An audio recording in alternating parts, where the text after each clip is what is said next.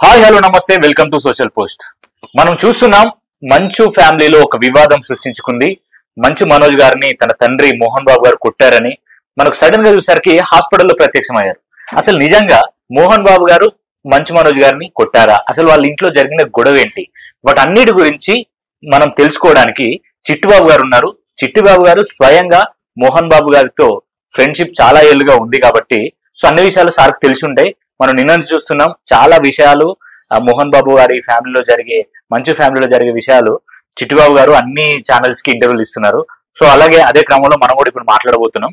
Sir నమస్కారం. Sir నమస్తే. Sir ఏమైంది అసలు ఈ వీళ్ళ ఇద్దరి మధ్య గొడవ ఏంటి, ఏమైంది? ఇప్పుడు మోహన్ బాబు మంచు మనోజ్ తండ్రి కొడుకులు. అవును, వ్యాపార భాగస్వాములు కాదు, అవును, వేరే వాళ్ళు కాదు, ఒక తండ్రి కొడుకులు.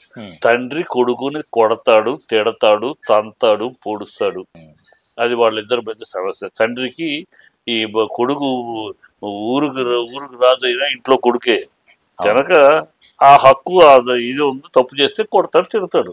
అలాగే తప్పు చేశాడు, తప్పు మాట్లాడాడు, తప్పు చేశాడు, కొట్టాడు. ఓకే, దానికి మోహన్ బాబు అంతు చూస్తాను అని పిచ్చివాగుడు వాగిడి మనోజ్ బుద్ధి జ్ఞానం ఉండాలి. నువ్వెవడివి అసలు, నీ బతుకేంటి, మోహన్ బాబు కొడుకు కాకపోతే నీ అడ్రస్ ఏంటి? అలాంటిది మోహన్ బాబు అంతు చూస్తాను అంటావా? బుద్ధి జ్ఞానం ఉండదు. కడుపుకు అన్నం తినే మాటలేనా?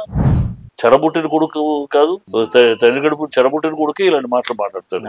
కనుక అతను మొదటి నుంచి ఒక టెంపర్మెంటల్ క్యారెక్టర్. విష్ణుకి మనోజ్కి చాలా తేడా ఉంది. విష్ణునేమో ఒక పద్ధతిలో సిస్టమేటిక్ గా లైఫ్ ని ప్లాన్ చేసుకుని తండ్రి ఇచ్చిన ఆస్తినే కాకుండా తను స్వతహాగా ఆస్తిని ఏర్పరచుకునే స్థాయికి ఎదిగాడు. వ్యాపారాల్లో కూడా తన దీక్షాదర్శతలతోటి, తన క్రమశిక్షణతోటి, నాన్నలాగానే ఒక క్రమశిక్షణ. ఇప్పుడు ఒక తండ్రి దగ్గర కొన్ని నష్టాలు ఉంటాయి. అవును, ఒక తండ్రి దగ్గర ఉన్న దీక్షాదర్శత. మోహన్ బాబు ఒక 45 ఏళ్ల నుంచి నాకు మోహన్ బాబు తోటి స్నేహం. మొదట్లో అల్లూరి సీతారామరాజు సినిమాలో నేను అసిస్టెంట్ గా ఉండగా ఆయన పెళ్లి కొడుకు వేషం, సీతను పెళ్లి కొడుకు వేషానికి వచ్చిన రోజు నుంచి నాకు సినిమా బంధం. అంతకుముందు స్కూల్లో నేను ఎలిమెంటరీ స్కూల్ చదివినప్పుడు ఆయన డ్రిల్ మాస్టర్.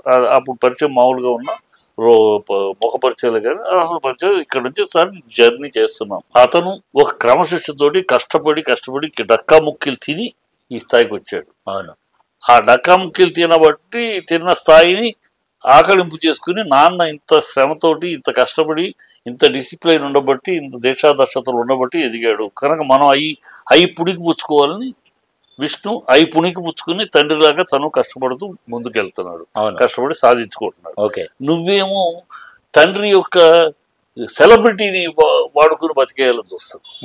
ఒక సెలబ్రిటీ బిడ్డలకి ఎప్పుడు తేడా. ఒకడు సెలబ్రిటీ అయినా ఆ బిడ్డల్లో ఒకడు నాన్న సెలబ్రిటీ అవడానికి ఎలా కష్టపడ్డారు, ఎంత కష్టపడ్డారు దాన్ని స్ఫూర్తిగా తీసుకుంటాడు.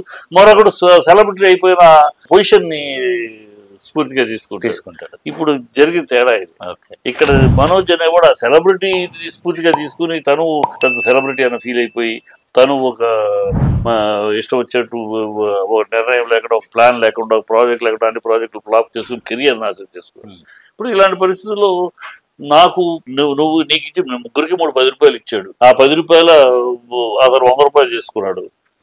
ఇంకో పిల్ల 10 రూపాయలని 30 రూపాయలు చేసుకుంది. నువ్వు 10 రూపాయలు 2 రూపాయలు చేసుకున్నావు. అది నీ కర్మ, నీ చేతకంతనం. అందుకని ఆ 10 రూపాయలు 100 రూపాయలు చేసుకున్నాడు మీద ఏడిస్తే ఎట్లా? నాకు అది కావాలి, ఇది కావాలి, వాడి ఆస్తి పెరిగింది, వాడి విలువలు పెరిగింది, నాకు అవి కావాలి మాట్లాడితే ఎట్లా? కరెక్ట్ కాదు కదా. జరిగిన విషయం అది. అసలు ఈ పెళ్లి విషయంలోనే మోహన్ బాబు ఎగేస్ట్. ఇది మొదటి పెళ్లికి భరణం ఇవ్వడంలో మొత్తం మోహన్ బాబు ఇచ్చి గౌరవంగా కుటుంబ గౌరవం కాపాడుకోవడం మొత్తం భరణాన్ని ఇచ్చి సెటిల్ చేశాడు. రెండో పెళ్ళప్పుడు ఈ అమ్మాయి విషయంలో అధ్యయనం చేసి ఈ అమ్మాయి ఎందుకు మొదటి వివాహం నుంచి విడాకులు తీసుకుంది, మనం ఎందుకు విడాకులు తీసుకున్నాము, ఇవన్నీ ఒక అధ్యయనం చేసి ఈ పిల్ల మనకు పనికిరాదు, ఈ పిల్ల విడాకులు తీసుకుంటాం, ఈ పిల్ల టెంపర్మెంట్ కానీ ఇది కానీ కారణాలు కానీ ఆ స్టైల్ మనకు పనికిరాదు, మనకు వద్దు అన్నాడు. లేదు నేను ప్రేమించాను, మొండిగా చేసుకుంటాం అన్నాడు. చేసుకుంటానంటే నేను రాను పెళ్లికి అన్నాడు. మేము ఎవరు రామన్నాడు. సరే అయినా సరే చేసుకుంటా అన్నాడు. అప్పుడు లక్ష్మీ ప్రసన్న అండగా వెళ్ళింది. తన ఇంట్లోనే వాడి పెళ్లి కొడుకుని చేసి అన్ని చేసింది. ఆ అమ్మాయి ఎందుకు చేయగలిగిందంటే ఆ అమ్మాయి కొంచెం చనువు ఎక్కువ ఇచ్చాడు మోహన్ బాబు. వీళ్ళని పెంచినట్టు స్ట్రిక్ట్ గా డిసిప్లిన్ లో కూడా ఆడపిల్ల ప్లస్ తను పుట్టినాక అదృష్టం కలిసి వచ్చిందని అందుకే లక్ష్మీ ప్రసన్న బ్యానరే పెట్టాడు. సో ఆ పిల్లకి ఆ చనువు ఉండబట్టి నాన్న దగ్గర ఉన్న చనువుని ఆ అమ్మాయి ఓవర్ ఎక్స్ప్లాయిట్ చేసుకుని చేసింది. సరే it's all right, it's happened is happened. దాన్ని నువ్వు నిలబెట్టుకోలేకపోతే నిలబెట్టుకుని ఆ అమ్మాయి ఇన్స్పిరేషన్, ఆ అమ్మాయి ఇన్స్టిగేట్ చేయటం, నువ్వు అది అడుగు ఇది అడుగు ఆ అమ్మాయి ఇన్స్టిగేట్ చేయటం, నువ్వు వచ్చి ఇంట్లో అది కావాలి ఇది కావాలి నాకు అది కావాలి ఆ ప్రాపర్టీ కావాలి ఈ ప్రాపర్టీ కావాలి నాకు వచ్చింది తక్కువ అతనికి వచ్చింది ఎక్కువ మీరు పార్షియాలిటీ చూపిస్తున్నారు, ఇవన్నీ పిచ్చి మాటలు కదా. పార్షియాలిటీ మోహన్ బాబు నా 45 ఏళ్ల స్నేహంతో ఉండటంలో మోహన్ బాబు దగ్గర పార్షియాలిటీ పక్షపాతం లేదు. తన దగ్గర పనిచేసే తన స్టాఫ్ కి మిగతా స్టాఫ్ కి ఏమాత్రం తేడా చూడడు. తన స్టాఫ్ కి ఏం చూస్తాడో ఇతర స్టాఫ్ కి అదే చూస్తాడు. అలా వర్కర్స్ దగ్గరే పక్షపాతం లేకుండా చూసే మోహన్ బాబు బిడ్డల దగ్గర పక్షపాతం చూపిస్తారా? Okay sir, thank you so much. So ఇది ఇవాళ మనం మంచు ఫ్యామిలీలో జరిగిన వివాదం గురించి చిట్టుబాబు గారితో మాట్లాడి తెలుసుకున్న విషయాలు. సో మీ ఒపీనియన్స్ ఏంటో కింద కామెంట్ చేయండి అండ్ వీడియో నచ్చితే లైక్ చేయండి, షేర్ చేయండి. మరొక వీడియోతో మళ్ళీ మీ ముందు కోసం, అంతవరకు చూస్తూనే ఉండండి social post. Thank you, bye bye.